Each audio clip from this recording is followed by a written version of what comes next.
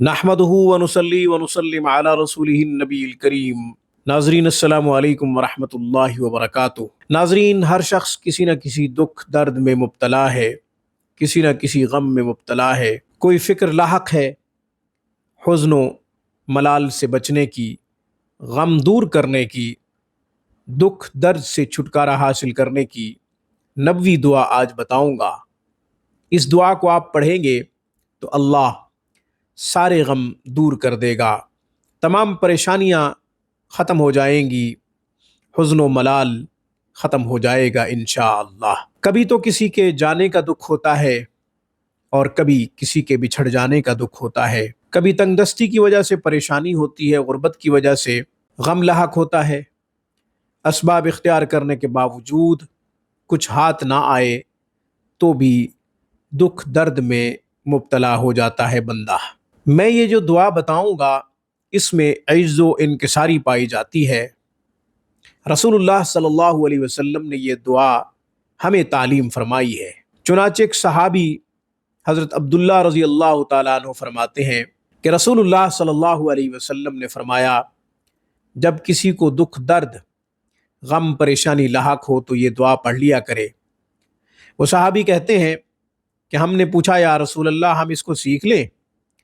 آپ علیہ الصلاۃ والسلام نے ارشاد فرمایا، ہاں، جو بھی سنے اس کو یاد کر لے۔ اس کا مطلب یہ ہے کہ اس دعا سے سارے غم دور ہوں گے، ساری پریشانیاں دور ہوں گی۔ جو کلمات رسول اللہ کی زبان اقدس سے ادا ہوئے، ہم جب وہی کلمات اللہ تعالیٰ کے سامنے عاجزی انکساری کے ساتھ پڑھیں گے اور اللہ تعالیٰ سے التجا کریں گے ان کلمات کے ساتھ، اللہ تعالیٰ کو پکاریں گے ان الفاظ کے ساتھ، تو اللہ بہت خوش ہوں گے، کیونکہ محبوب کی کلمات بھی محبوب ہوا کرتے ہیں۔ وہ دعا کون سی ہے؟ وہ الفاظ کیا ہیں؟ وہ کلمات کیا ہیں؟ میں انشاءاللہ صحیح حروف کے ساتھ آگے چل کے پڑھوں گا تاکہ آپ آسانی سے یاد کر سکیں۔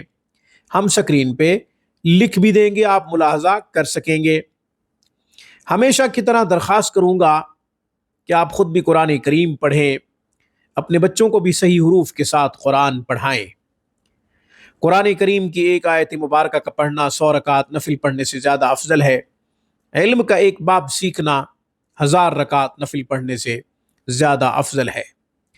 اپنے بچوں کو قرآن کی خوب تعلیم دیجیے۔ آن لائن کلاسز کے لیے، علاج معالجہ کے لیے آپ ہم سے رابطہ کر سکتے ہیں۔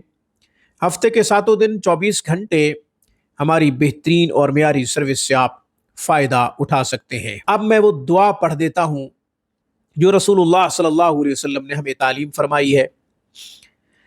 ہم میں سے کوئی بھی کسی بھی دکھ درد میں مبتلا ہو تو یہ دعا پڑھے، 3 دفعہ پڑھے، 7 دفعہ پڑھے یا بلا تعداد پڑھے۔ اس کے لیے وضو شرط نہیں ہے، وقت کی کوئی قید نہیں ہے، کسی بھی وقت اس دعا کو پڑھا جا سکتا ہے۔ دعا کے لیے کوئی وقت نہیں ہوتا۔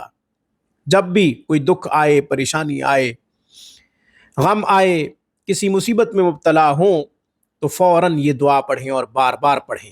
ماں باپ میں سے کوئی چلا گیا، غم ہے جو کہ دور ہونے کا نام نہیں لے رہا، ہر وقت رونا دھونا لگا رہتا ہے، تو اس دعا کو پڑھیں، انشاءاللہ غم دور ہو جائے گا۔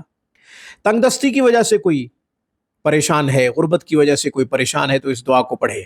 غرض یہ کہ جو بھی نیت کریں گے، جس مصیبت کے دور ہونے کی آپ نیت کریں گے، اللہ وہ مصیبت دور کر دے گا۔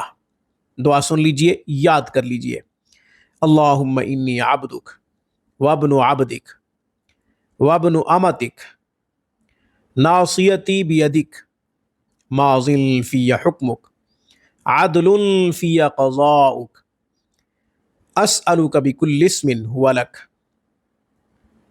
سمیت به نفسک او انزلتہ فی کتابک او علمتہ احدا من خلقک او استأثرت به فی علم الغیب عندک ان تجعل القرآن ربیع قلبی ونور صدری وجلاء حزنی وذہاب ہمی۔